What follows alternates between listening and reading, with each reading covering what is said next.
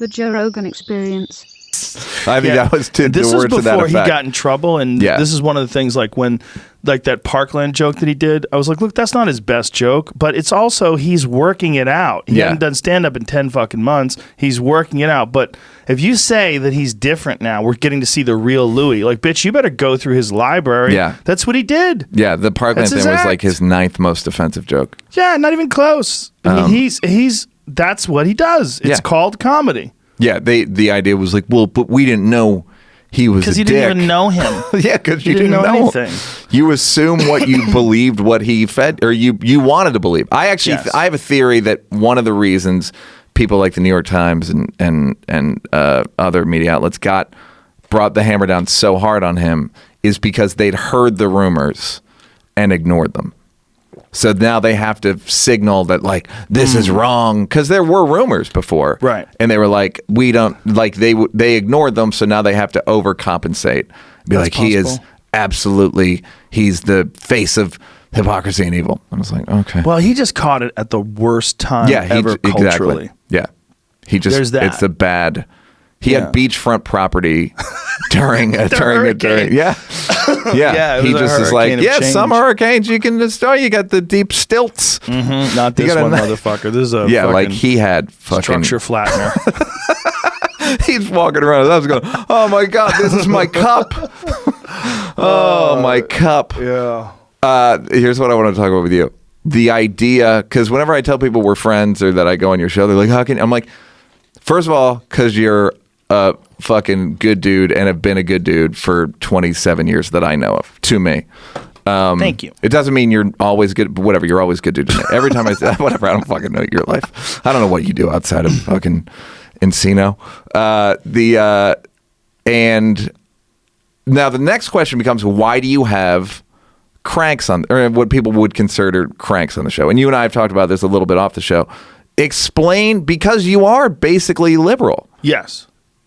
But you believe in having hardcore right-wing people on because you like them personally, or you believe it's worth... Some of them I like personally, some it's worth having a conversation. Like Ben Shapiro was one that I had a long conversation with. He's one of the more controversial guys that I have on, where people get upset at me and call me an alt-righter, which meanwhile, he's been attacked by the alt-right. You know, he wears a yarmulke, for Christ's sake. I mean, he's not alt-right. He's not a white supremacist by any stretch of the imagination. He was the #1 target for anti-Semitic remarks in the entire world in 2016. Well, there's that. There's definitely that. Look at him. He's a Jew. But we had an in-depth conversation, a very long one, about gay people. Yeah. Because he's really... I saw a little bit of it where he was like, he kind of got a little lost. Well, yeah, because it doesn't... Well, he had... two different takes. Here's like David Parkman had an interesting take on it. Parkman said that if you look at his explanation, because I asked him a couple things. I'm like, do you really believe that Moses parted the Red Sea? And he said, I would look for a more naturalistic explanation for that. But then when I talked to him about gay people and gay things, he wasn't interested in a naturalistic explanation. And he also wasn't interested in giving people the ability to do whatever they want. He felt like you're supposed to resist that. And his take is that like you have an urge to murder people, but you don't do it because you're a good person.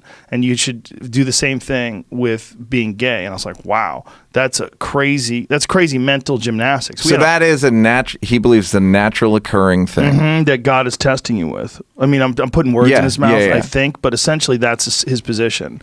His position is that God doesn't want you to do that. It's in the Bible. He doesn't do it. I mean, he goes hard. Yeah. Like he doesn't use electricity in the Sabbath till the sun goes down, the whole deal. Yeah. And, you know, a lot of people like, you know, you're giving this guy a platform. Like, look, I'm communicating with someone, and I like him as a person. He's a very nice guy. I don't agree with him at all about the gay stuff. And you believe it's worth giving people a platform. What does that mean?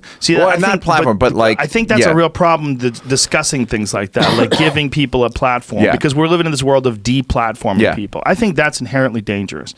And I think that just stopping people from their ability to communicate just makes more pressure on their side. It makes more people that are on the fence support them because they see you as being a censor. And that's what I think we found out with Jack.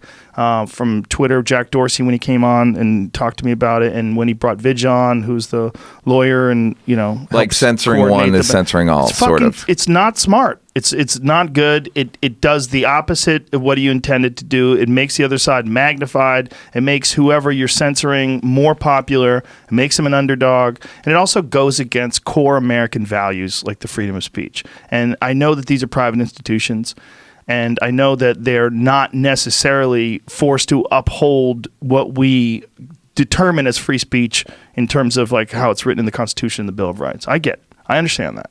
But I think that the principles of human interaction on this planet are largely dictated by our ability to discuss things, even if you disagree. I actually do agree with you that I think like deplatforming and silencing, and he's dangerous. Like, there are very few people that, well, there's no one that I agree with 100% of the time. Right.